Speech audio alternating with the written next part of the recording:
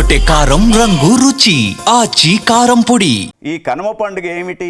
యాదేవి సర్వభూతేషు ప్రకృతి రూపేణ సంస్థిత నమస్తస్యై నమస్తస్యై నమస్తస్యై నమో నమః. ప్రకృతి మాత ఒడిలో పూసినటువంటి పుష్పాలతో మన కోసం కష్టపడుతున్నటువంటి ఎద్దులకు, ఆవులకు, పశు సంతతికి అంతటికి కూడా ఒక విశేషమైనటువంటి అలంకరణలు చేస్తూ వాటిని పూజించడమే మనకు కనుమ పండుగ అని చెప్పేసి చెప్తూ ఉంటారు. మరి ఈ కనుమ పండుగ రోజున ముఖ్యంగా మన కోసం పంటలు పండిస్తున్నటువంటి మరి వృషభము అంటే ధర్మానికి స్వరూపంగా చెప్తారు. ఆ వృషభమే శివుని యొక్క మరి వాహనం కాబట్టి అటు పశువు పూజ అంటున్నాం, పశుపతికి కూడా పూజ కాబట్టి ఈ పూజను ఎవరైతే వైభవంగా చేసుకుంటారో వాళ్ళ మరి పొలాలలో చక్కని పంటలు పండడం, తర్వాత కొత్తగా వచ్చినటువంటి ధాన్యంతో పాయసాన్ని చేసి ఆ పాయసాన్ని నైవేద్యంగా పెట్టి పంట పొలాలలో వేయడం కూడా మనము ఈ యొక్క సంక్రాంతి పండుగ సందర్భంగా చేస్తూ ఉంటాం. మరి ఇటువంటి యొక్క సంక్రాంతి పండుగ వచ్చిందంటేనే మనకు విశేషమైనటువంటి కొన్ని విషయాలు చూస్తూ ఉంటాం. ఒకటి ఏమిటంటే హరిదాసులు అసలు ఏ పండుగ కనబడరు, కానీ సంక్రాంతి వచ్చిందంటే హరిదాసులు ఆ యొక్క గోపుర రూపంలో తలపైన పెట్టుకునే బిందెలు పెట్టుకొని హరినామ సంకీర్తన చేస్తూ ఎందరో మహానుభావులు అందరికీ వందనాలంటూ త్యాగరాజ కృతులు పాడుకుంటూ మన గృహాల ముందరికి వస్తూ ఉంటారు. వాళ్ళు కోరుకునేది కేవలం హరిదాసులు కోరుకునేది ₹1,00,000 కాదు, కేవలం పిడికెడు ధాన్యం వేస్తే తృప్తితో వెళ్తూ ఉంటారు. హరిదాసులను చూస్తూ ఉంటాం. తర్వాత గంగిరెద్దులు, వాటిని కూడా చూస్తూ ఉంటాం. తర్వాత చిన్న పిల్లలకు 6 సంవత్సరాల లోపల ఉన్నటువంటి పిల్లలకు మనము ఈ యొక్క రేగు పండ్లను భోగి పండుగ శిరస్సు పైన పోస్తారు. ఎందుకు భోగి పండ్లను పోయాలంటే ఈ రేగు పండునే బద్రీ ఫలం అంటారు. మరి బద్రీ ఫలంలో ఒక విశేషమైనటువంటి మనకు ఏంటంటే ఒక విశేషమైనటువంటి రోగతత్వం కనబడుతూ ఉంటుంది. అంటే రోగాన్ని దూరం చేసే ఒక పండే బద్రీ ఫలం అంటారు రేగుపండు. ఆ రేగుపండు శిరస్సు పైన పోసినప్పుడు శీతాకాలంలో వస్తున్నటువంటి ఏవైతే వ్యాధులు ఉంటాయో, జలుబు, సర్ది, ఇటువంటి వ్యాధులన్నీ కూడా చిన్నపిల్లలకు దూరం చేయడానికి రేగు పండ్లలో ఉన్నటువంటి సి విటమిన్ అనేది దీంట్లో ప్రవహిస్తుంది కాబట్టి శిరస్సు పైన బ్రహ్మరంధ్రం పైన పడుతూ ఉంటుంది కాబట్టి దాని ద్వారా ఆరోగ్య సూత్రాలు చెప్పారు.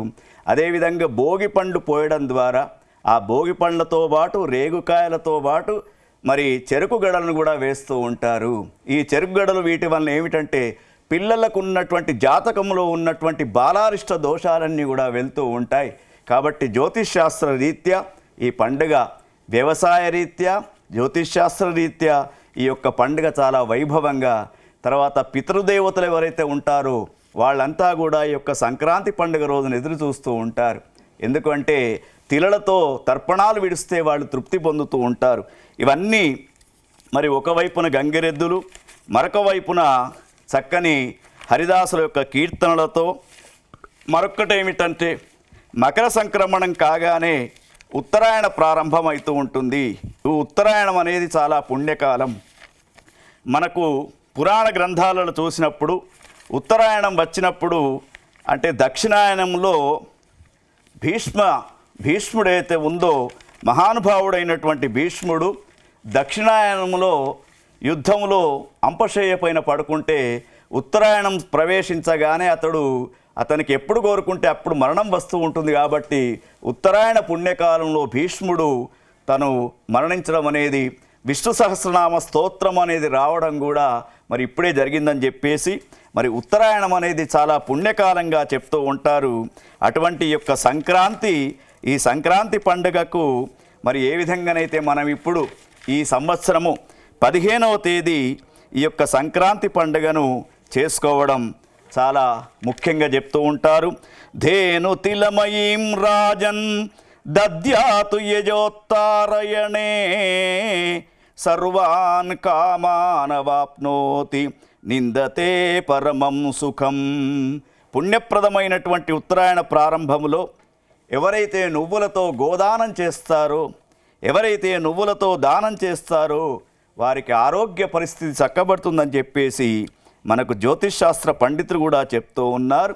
కాబట్టి సూర్యుడు మకర సంక్రమణంలోకి ప్రవేశించగానే జరుపుకునే పండుగనే మనకు మకర సంక్రాంతి అని చెప్పేసి, మరి యొక్క మకర సంక్రాంతి రోజున ఎన్నెన్నో పాటలతో, ఎందుకంటే భారతీయ సనాతన సంప్రదాయంలో కాలాన్ని, మరి కాలస్వరూపుడు పరమాత్మ కాబట్టి ఈ కాలాన్ని తన యొక్క రూపంగా మార్చుకున్నటువంటి ఆ స్వామి సూర్య భగవానుడు.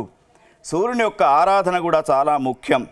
ఇక్కడ ఇంకోటి ఏం చెప్తున్నారంటే, ఉషాత్రయం శ్రవణ ధనిష్టార్థం మకరం అని చెప్పేసి ఉత్తరాషాఢ 3 పాదాలు, శ్రవణం 4 పాదాలు, ధనిష్ట మొదటి 2 పాదాలు, మొత్తము 9 పాదాలు కలిపితే మకర రాశిగా వ్యవహరించబడుతూ ఉంటుంది.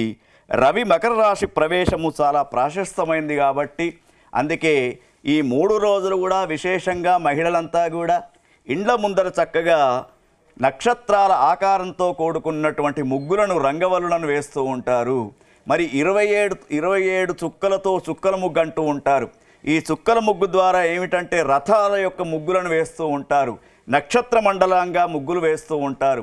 వీటి కారణంగా మరి మనకు భోగము, ఐశ్వర్యము, సుఖము, ధనము, పంటలు ఇవన్నీ కూడా మన ఇంటికి రావాలని చెప్పేసి ఆ రంగవల్లులతో, గొబ్బెమ్మలతో మరి ఇవన్నీ కూడా చేస్తూ ఉంటారు. గొబ్బెమ్మలు కూడా చూడండి, ఆవు పేడతో తయారు చేసినటువంటి గొబ్బెమ్మల పైన చక్కగా భూతదయను ప్రకటిస్తూ ఆ గొబ్బెమ్మలను కూడా పెడుతూ ఉంటారు. తెరకొట్టే కారం రంగు రుచి ఆచి కారం పొడి.